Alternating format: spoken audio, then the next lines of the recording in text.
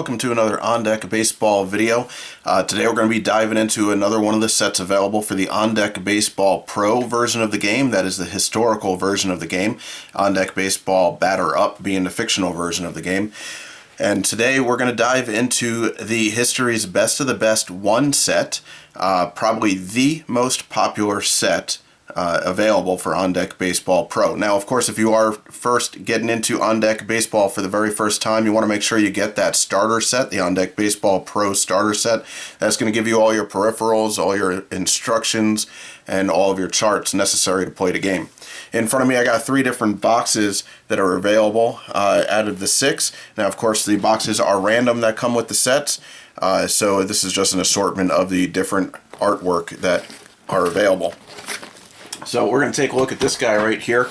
On the cover of this box, we got the great Satchel Paige and Josh Gibson, one of my favorite pieces. And then on the back, we have the right field wall of Ebbets Field. So another fantastic box.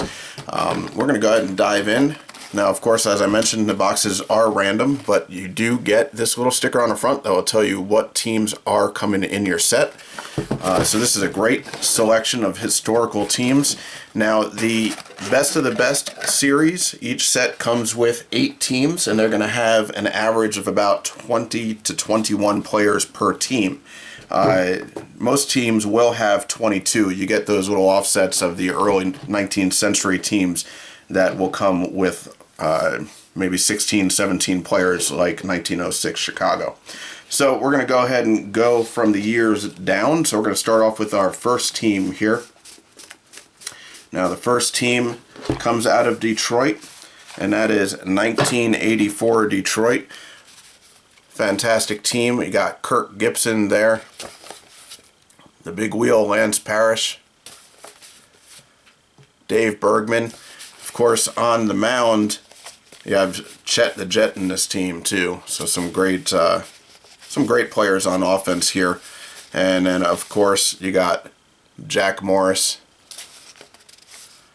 Dan Petrie, and one of the more famous pitchers of the 80s, Willie Hernandez, big-time closer for Detroit. So moving on from Detroit, we go to 1970 Baltimore. 1970 Baltimore, one of the big dynasties of the late 60s, early 70s. You got Boog Powell there, 35 home runs, a 297 average. Brooks Robinson over at third base, a great defender, 18 home runs there. And then Frank Robinson, 25 home runs, a 306 average. Just some fantastic players here. Davey Johnson over second base. And then on the mound, you got Bobby Grich. On the mound, you got Jim Palmer, Mike Sueller, Dave McNally, Jim Hardin. I mean, you got some fantastic pitchers here. A great selection of players for 1970 Baltimore.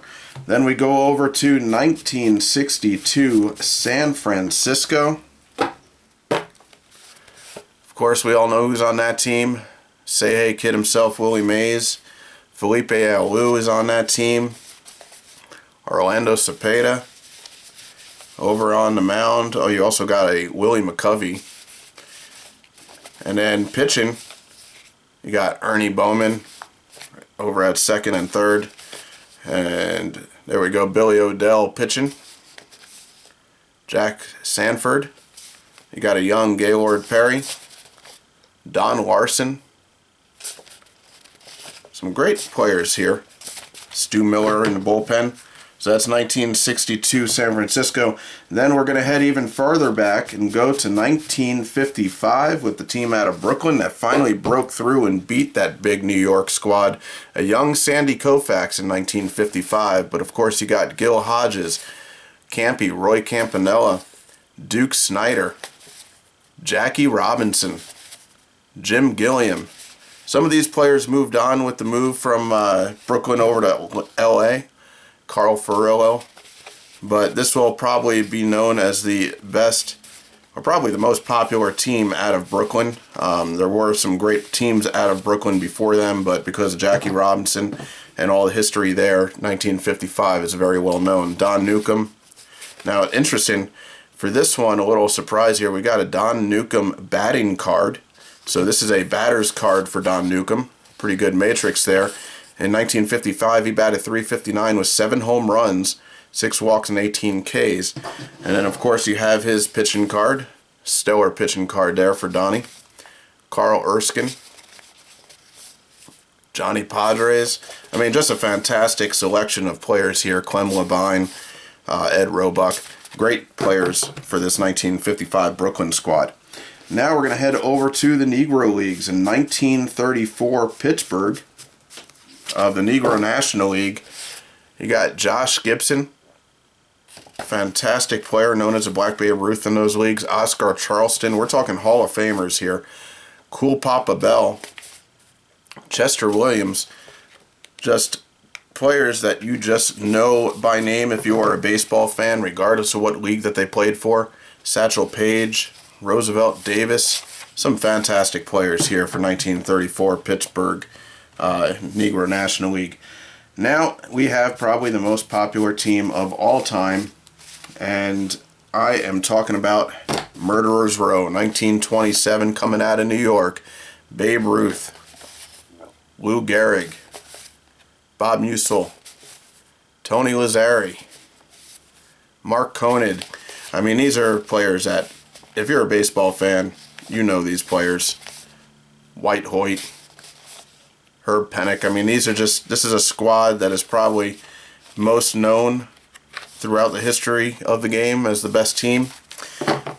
That is 1927 Murderers Row, New York. Then we go to the infamous 1919 squad out of Chicago. Joe Jackson. This is the Black Sox Scandal. Eddie Collins. Ray Schalk. Chick Gandil. You know these players. You probably know these names from movies. Buck Weaver. Obviously Field of Dreams. This was a topic in that movie. So some fantastic players here. Eddie Sycott. I mean, these are just fantastic players from 1919 Chicago. And the last team in this set is going to be 1906 Chicago from the National League. And you got Frank Chance, Johnny Kling, Joe Tinker, Johnny Evers. Tinker to Evers to Chance is the big thing said about this team, but they were a dominant force in the early 1900s. And of course, on the mound, they had good old three-finger himself, Mordecai Brown. Fantastic pitching staff. Now, this team only has 18 players on it, but most of the teams in this set will come with 22 players. That is the history's best of the best one. 8 teams included in that. Now, of course, as I mentioned, if you're first starting out with On Deck Baseball Pro, you want to get that On Deck Baseball starter set. There are playoff replay sets as well that come with the entire playoff rosters for the teams included in those. Typically 6 teams in that set, but this is the history's best of the best. There are other sets available in this series, and we'll go over those as well. So I hope you enjoyed this set. It's a great set to start out with. Please leave a comment below, hit that thumbs up. I do appreciate it, and thanks for joining me.